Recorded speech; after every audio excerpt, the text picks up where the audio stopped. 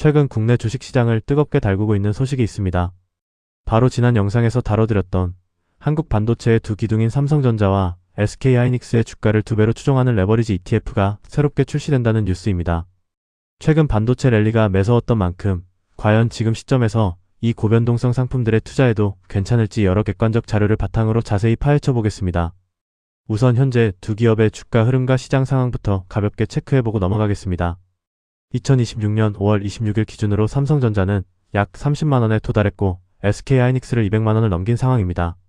이렇게 주가가 연일 고공행진을 벌이는 배경에는 두 기업의 실적 전망치가 무서운 속도로 상향 조정되고 있기 때문입니다.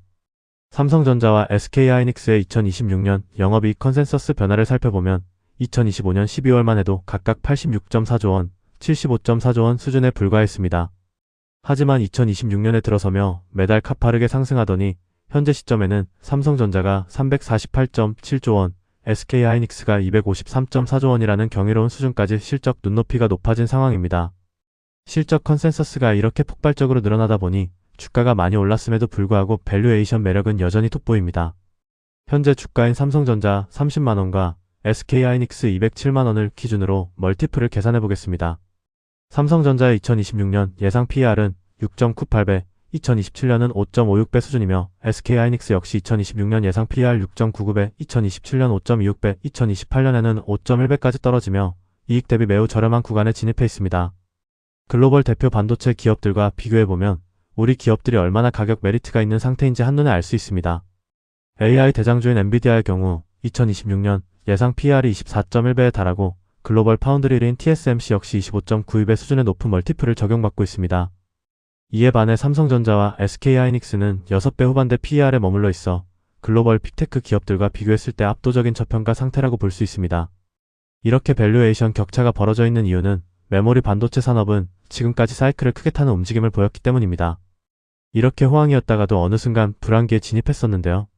따라서 지금 주가가 정말 저평가되어 있는지 판단할 때 가장 중요한 것은 과거 사이클적인 움직임이 이번에도 재현되는지 살펴보는 것입니다. 그렇다면 먼저 메모리 반도체 시장의 강세 흐름이 계속될 수 있을지에 대한 긍정적인 근거들을 먼저 짚어보겠습니다. 첫 번째는 고대역폭 메모리인 HBM 생산 확대로 인해 일반 D램의 공급 부족이 지속되고 있다는 점입니다. 시장조사 업체 트렌드포스에 따르면 HBM 1GB를 생산하는 데는 표준 D램보다 약 4배의 웨이퍼 생산 능력이 소모되기 때문에 2026년 글로벌 D램 공급의 상당 부분을 AI 수요가 흡수하며 타이트한 시장 환경이 유지될 전망입니다. 두 번째 긍정적 요인은 AI 서버 구축의 필수적인 고속 전송 및 대용량 저장 장치, 즉 엔터프라이즈 SSD와 낸드 플래시 수요의 폭발입니다. 트렌드포스의 분석에 따르면 2026년 1분기부터 클라우드 서비스 제공업체들의 고성능 SSD 수요가 급증하기 시작했습니다. 이러한 공급 부족 여파로 인해 2026년 2분기 낸드 플래시 계약 가격은 전분기 대비 무려 70%에서 75%까지 급등할 것이라는 강력한 전망이 나오고 있습니다.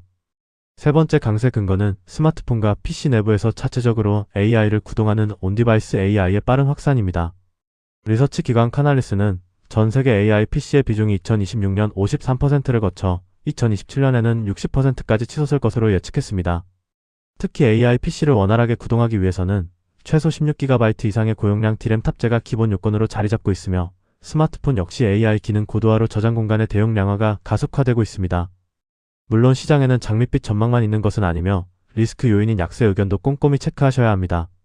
첫 번째 우려는 메모리 반도체 가격의 지나친 급등이 오히려 완제품 수요를 압박할 수 있다는 점입니다. 글로벌 리서치 기관 가트너는 D램과 SSD 가격의 가파른 상승이 세트 제품의 가격을 밀어올려 2026년 전 세계 PC 출하량은 10.4%, 스마트폰 출하량은 8.4% 감소하며 소비자들의 교체 주기가 지연될 수 있다고 경고했습니다. 두 번째 약세 요인은 중국 메모리 업체들이 무서운 속도로 생산 능력을 확충하며 추격해오고 있다는 사실입니다. 로이터 통신에 따르면 중국의 YMTC는 2025년 글로벌 낸드 시장에서 11.8%의 점유율을 차지했으며 UBS는 이 수치가 2027년 초 14% 이상으로 확대될 것이라 내다봤습니다. 더욱이 YMTC는 기존의 낸드 영역을 넘어 신규 공장의 일부를 D램 생산 라인으로 배정하는 등 D램 시장으로의 본격적인 확장까지 꾀하고 있습니다. 세 번째는 글로벌 빅테크 기업들의 AI 인프라 투자 규모가 예상보다 둔화되거나 조정될 가능성입니다. 현재 미국 빅테크 내 기업이 2026년 AI 인프라에 투자할 것으로 예상되는 금액은 약 6,500억 달러라는 천문학적인 액수입니다. 하지만 브릿지워터는 최근에 AI 붐이 더 위험한 단계에 진입했다고 경고했으며 골드만삭스 역시 막대한 부채로 투자금을 조달하거나 실적 성장 압박이 있는 기업들에 대해 투자자들이 냉정한 차별화를 시작했다고 분석했습니다. 시장의 긍정적인 의견들을 종합해보면 현재 반도체 시장은 과거의 단순한 순환적 수요에 따른 사이클을 넘어선 상태입니다. AI 기술 혁신이 촉발한 데이터 센터 확장과 고용량 HBM 및 기업용 SSD의 폭발적인 수요가 타이트한 디램 수급 구조를 만들어내고 있죠. 여기에 최신 스마트폰과 노트북을 중심으로 로컬 AI 작업을 처리하기 위한 온디바이스 AI 메모리 수요까지 더해지며 구조적 성장을 뒷받침하고 있습니다. 반면 부정적인 시각의 핵심은 메모리 가격 급등에 따른 소비 위축과 공급 과잉 리스크로 요약할 수 있습니다. 가격 부담으로 인해 완제품 제조사들이 제품 가격을 인상하거나 램 사양을 낮추면 일반 소비자의 IT 수요가 위축되고 결국 기업의 매출 타격으로 이어질 수 있습니다. 아울러 중국 업체들의 진입으로 인한 경쟁 심화와 더불어 빅테크의 AI 수익화 부진으로 데이터 센터 투자 속도가 조절될 경우 HBM과 서버 디램 수요가 하향 조정될 수 있다는 점을 유의해야 합니다. 개인적인 의견을 말씀드리자면 저는 에이전틱 AI의 본격적인 도래로 인해 메모리 반도체의 구조적 강세가 한동안 더 지속될 것으로 판단합니다. 엔트로픽에 따르면 AI 에이전트는 일반 채팅 대비 약 4배, 멀티 에이전트 시스템은 무려 15배나 많은 토큰을 소모하며 이것이 성능 차이의 대부분을 설명한다고 밝혔습니다.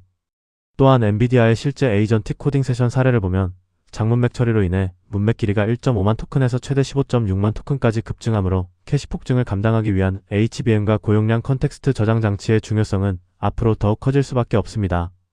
결론적으로 오늘 살펴본 수많은 데이터와 리스크 요인들을 종합해 보았을 때 이번에 출시된 삼성전자와 SK하이닉스 2배 레버리지 ETF는 고위험 상품이지만 여전히 강력한 기회를 제공하고 있다고 생각합니다.